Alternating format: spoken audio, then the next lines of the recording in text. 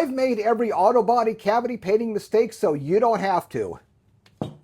Today, I'll show you the right way to prepare and paint internal cavities such as frame rails and rocker panels with Eastwood Internal Frame Coating Plus, why I think this is a good product, and why I do it this way.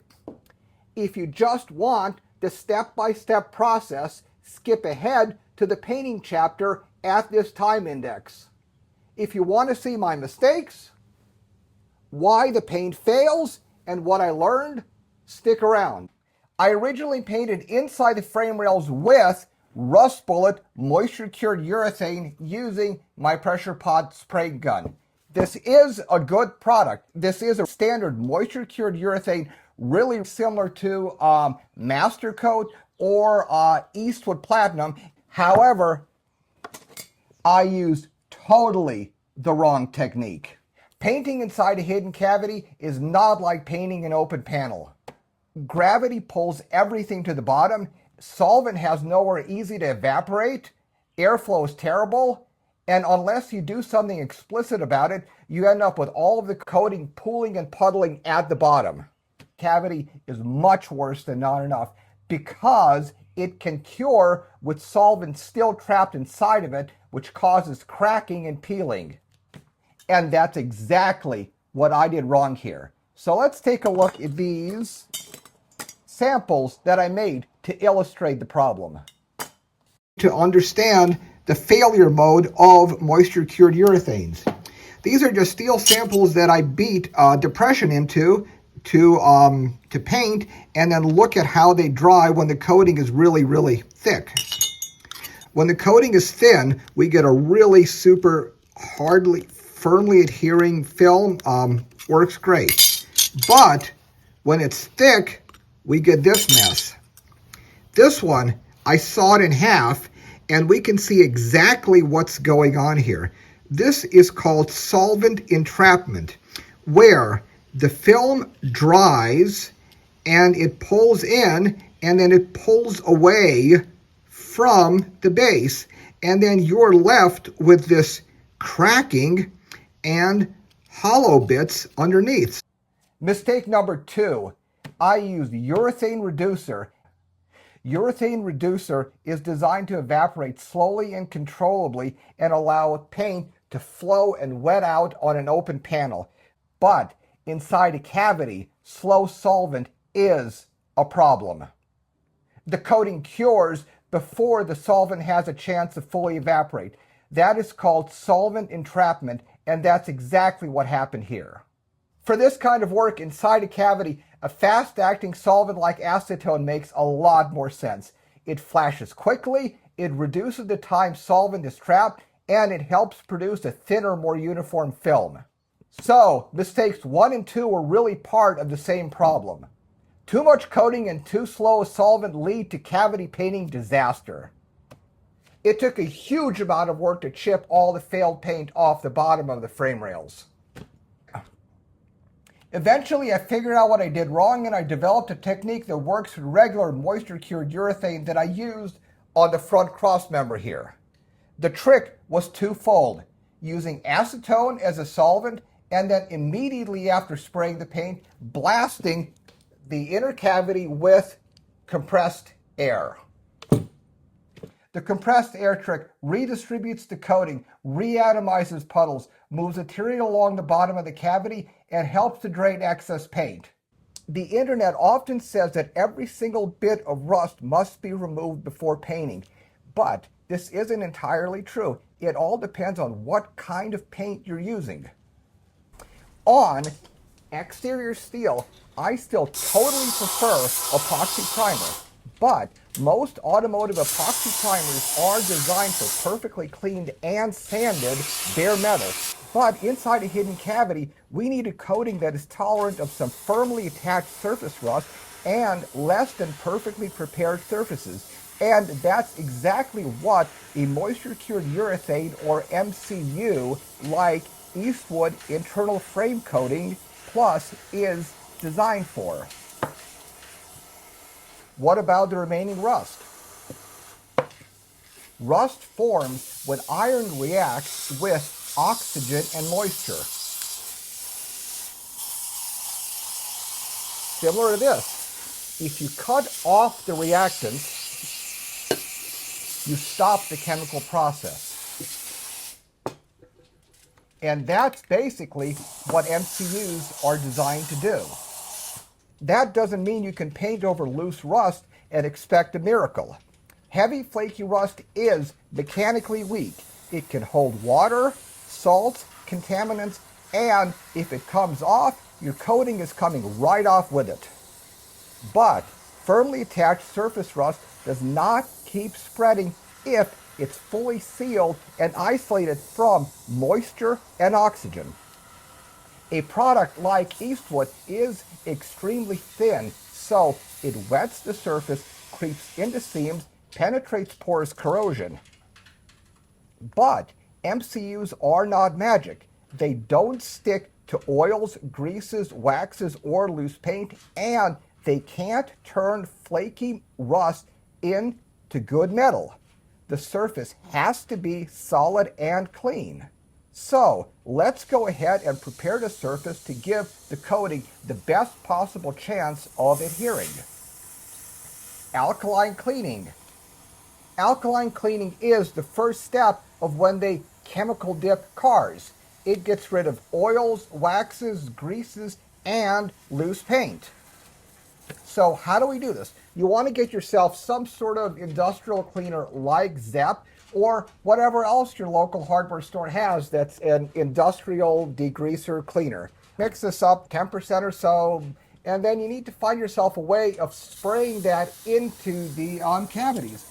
I'm using this pressure pod gun. You need a way of pumping a lot of that stuff into the frame rails and get as much of the old junk flushed out as possible. And then give that a rinse with ammonia and distilled water. And then pump as much air as you possibly can through it. You want to get that thing dry as fast as you can so you can see what's going on. Okay? Then, after you've cleaned it, you want to take a look.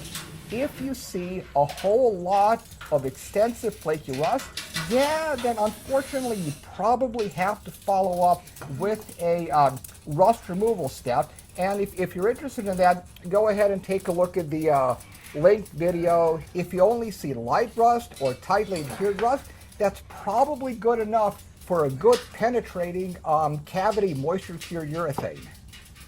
However, chemistry alone is not enough. During alkaline cleaning, you want to help out that cleaner as much as you can with mechanical agitation.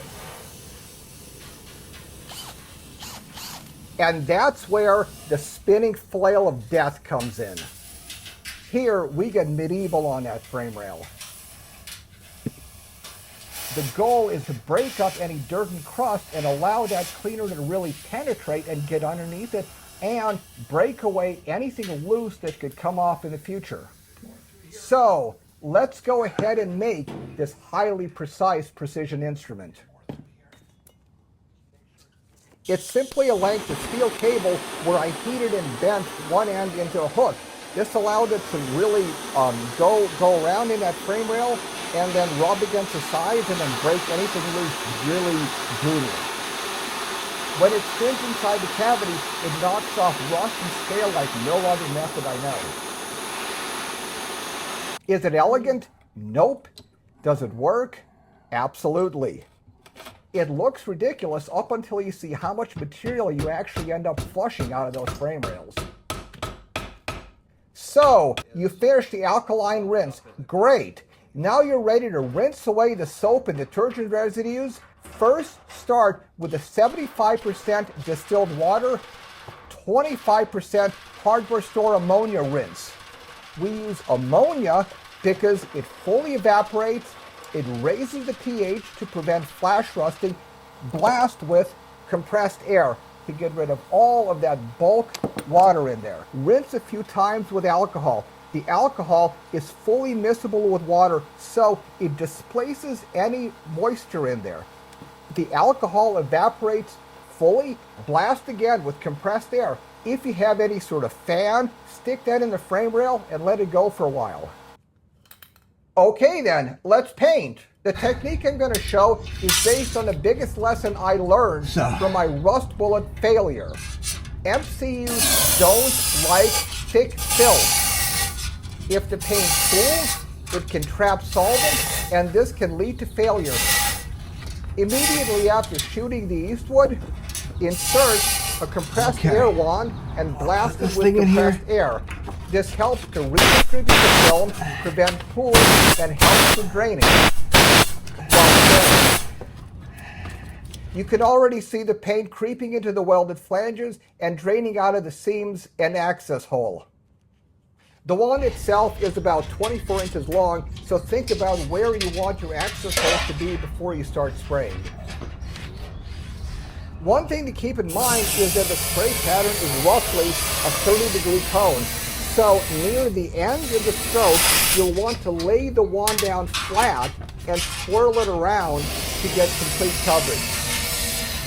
Immediately after spraying the paint, insert the compressed air wand and give it a good blast. Watch how much paint comes out. This excess would have remained pooled at the bottom of the frame rail.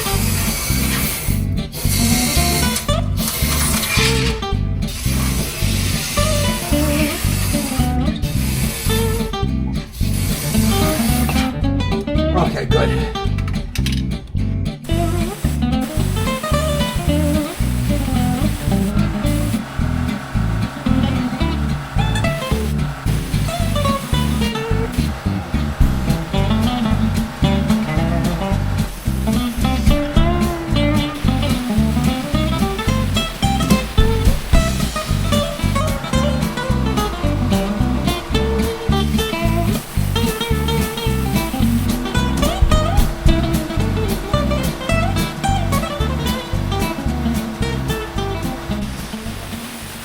Here is some of the coating that drained out onto my glove.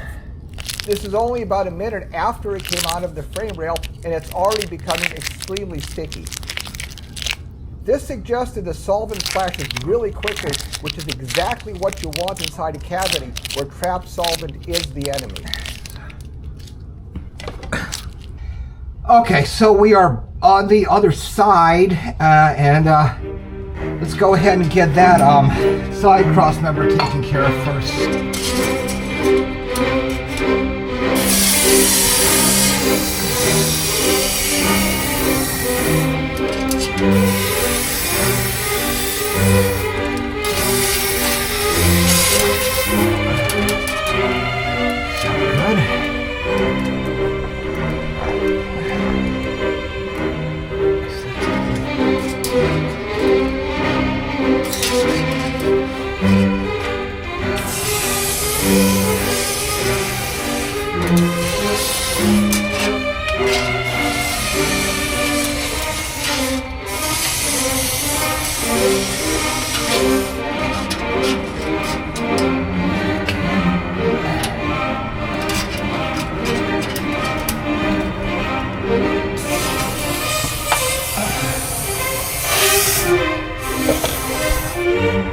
Okay.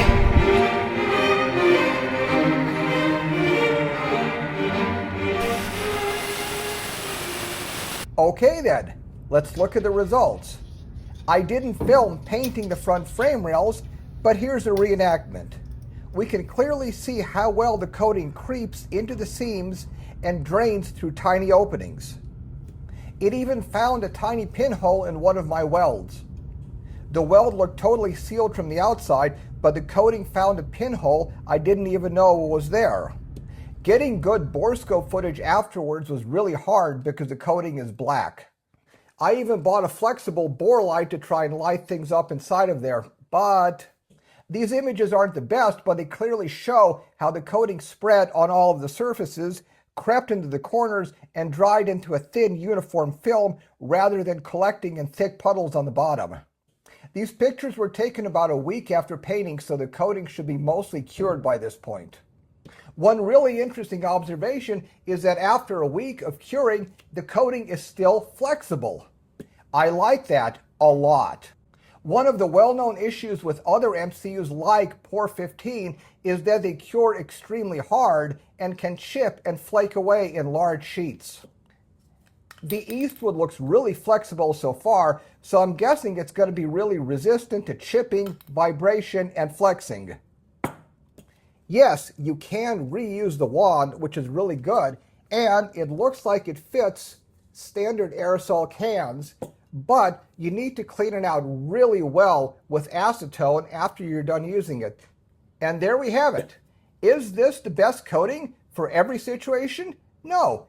There is no universally best coating. Every coating is a compromise. But for different situations, my suggestions are: 1. For clean bare steel, there isn't even a question. It's epoxy primer. 2. Inside a cavity or frame rails that are mostly bare steel that you can clean really well, yes, Eastwood is a fantastic product, and I totally recommend it. 3. Inside cavities that are mostly original paint, I recommend something like Surface Shield or Fluid Film that just simply covers the existing paint and creeps into any existing cracks or seams. For what this is intended for, yeah, great product. And that wraps it up. Next time, we'll be cleaning and prepping the engine bay, where I'll be putting this little detail DA sander to use, and I'll do a good review on it.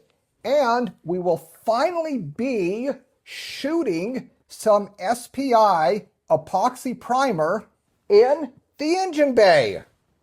I hope you found this useful, and if you did, smash that thumbs up and subscribe. I covered a lot of material really quickly, so I'm sure there are details you guys have questions on. Please ask in the comments. Thanks for watching, and see you next time.